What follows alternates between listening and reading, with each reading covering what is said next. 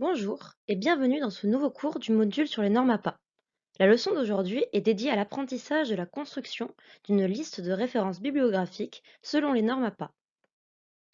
À l'issue de cette séquence, vous serez capable de rédiger une liste de références bibliographiques selon les normes de l'APA. Bon travail! Sommaire. Notre cours d'aujourd'hui se décompose en 6 parties. Nous verrons tout d'abord les principes de base, l'ordre d'insertion, les références d'ouvrages, les références de chapitres d'ouvrages, les références d'articles périodiques, et enfin quelques précisions pour pouvoir aller plus loin. Principe de base. Quels sont les trois grands fondements d'une liste de références bibliographiques? 1. Une liste de références bibliographiques n'est pas la même chose qu'une bibliographie. Une liste de références bibliographiques n'indique que les références citées dans le texte, sans proposer de références complémentaires. 2. Elle doit fournir toutes les informations nécessaires à l'identification des sources et à leur accès. 3. Toute référence incomplète ou ne correspondant pas à la référence insérée dans le texte sera retournée à l'auteur. Ordre d'insertion. Les références bibliographiques en norme APA sont soumises à des règles strictes, notamment en ce qui concerne l'ordre des informations. Tout d'abord, les noms des auteurs. Les références sont listées par ordre alphabétique des noms d'auteurs. Si une référence a été coécrite par plusieurs auteurs, leurs noms sont mentionnés de la façon suivante. Auteur A, virgule, initiale du prénom de l'auteur A, point, virgule, auteur B, virgule, initiale du prénom de l'auteur B, point, virgule, Esperluette, auteur C, virgule, initiale du prénom de l'auteur C, point. À noter que l'esperluette est utilisée uniquement entre l'avant-dernier et le dernier auteur. Illustration. Dans le premier exemple que vous pouvez observer, l'ordre des noms d'auteurs n'est pas respecté et l'esperluette n'est pas utilisée. Cet exemple n'est pas valable. En revanche, dans l'exemple plus bas, les noms d'auteurs sont bien classés par ordre alphabétique et l'esperluette est utilisée entre l'avant-dernier et le dernier auteur. L'exemple est bien valide.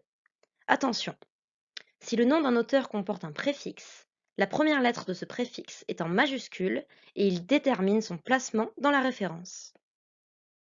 Comment faire une référence lorsque l'auteur est inconnu?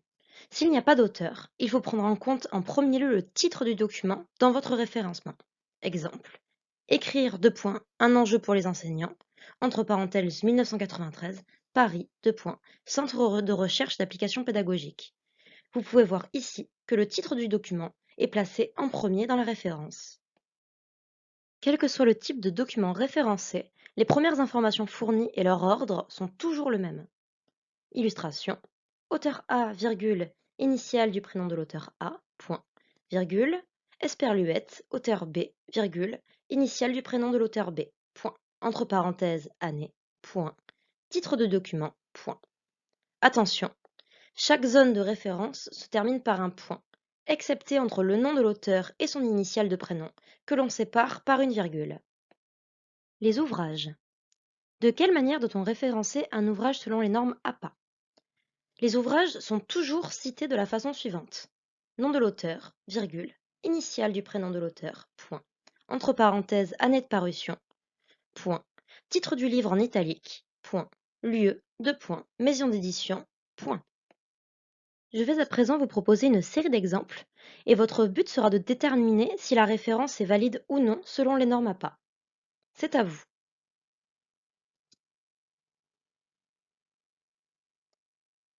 Vous aurez sans doute pu le remarquer, dans cet exemple, il manque la maison d'édition. L'exemple n'est pas valable selon les normes APA. L'exemple précédent était facile, mais à présent, saurez-vous déterminer si oui ou non la référence que je vous propose est valide? C'est à vous.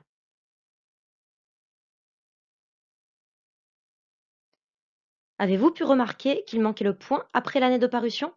Cet exemple n'est pas valide. Et oui, les normes APA sont affaires de détails. Et cet exemple, est-il selon vous correct ou incorrect?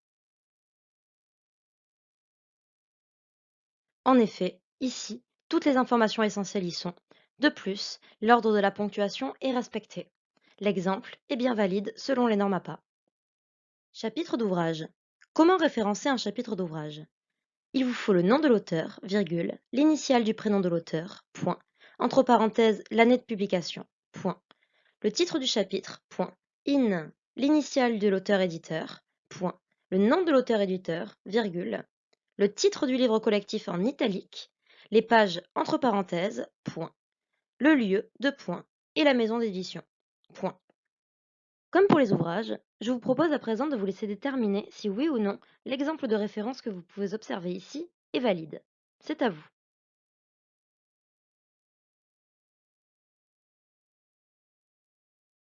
Comme vous l'aurez peut-être remarqué, deux erreurs se sont glissées dans cette référence. Tout d'abord, il a été omis de mentionner le titre de l'ouvrage collectif. De plus, entre le lieu d'édition et la maison d'édition, des points de suspension ont été insérés. Il aurait fallu mettre deux points. L'exemple est invalide.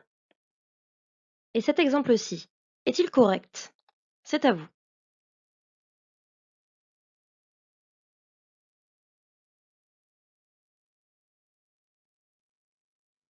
En effet, ici, toutes les informations essentielles ont été mentionnées, la ponctuation est respectée, cet exemple de citation de chapitre d'ouvrage est bien valide. Les articles périodiques. Comment référencer l'article d'une revue périodique? Il vous faut le nom de l'auteur, virgule, l'initiale du prénom de l'auteur, point, entre parenthèses l'année de publication, point, le titre de l'article, point, le titre de la revue périodique en italique, point, le volume, entre parenthèses le numéro, virgule, les pages. Pensez-vous pouvoir déterminer si oui ou non cet article est référencé de manière valide? À vous de jouer.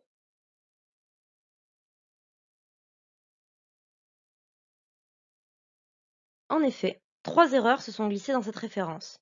Tout d'abord, le et a remplacé l'esperluette entre l'avant-dernier et le dernier auteur, ce qui est incorrect.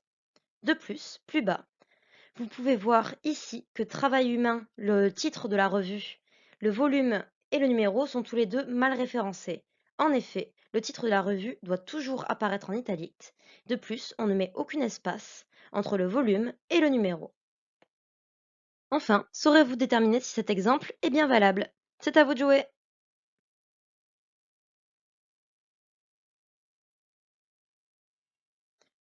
En effet, toutes les informations sont bien référencées. Cette référence à un article périodique selon les normes APA est donc bien correcte.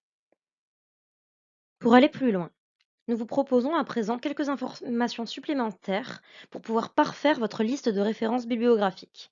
Tout d'abord, les informations complémentaires nécessaires à l'identification des sources sont placées entre parenthèses à la fin, comme dans cet exemple que vous pouvez voir ci-dessous, où l'origine de l'ouvrage a été mentionnée à la fin et entre parenthèses. Les informations liées au format et importantes pour l'accès aux sources sont insérées à la fin de la référence entre crochets. Ici, vous pouvez voir que c'est le type de document qui a été référencé entre crochets à la fin de la référence.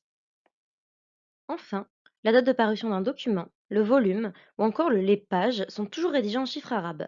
Les chiffres romains d'un titre sont les seuls à rester tels quels, comme dans cet exemple, où les données chiffrées sont effectivement rédigées en chiffres arabes, à l'exception de 16 et 18 qui, faisant partie intégrante du titre, sont restés en chiffres romains.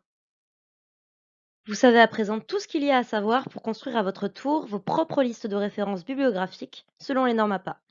N'oubliez pas d'aller vous entraîner avant de passer l'évaluation. Bon travail!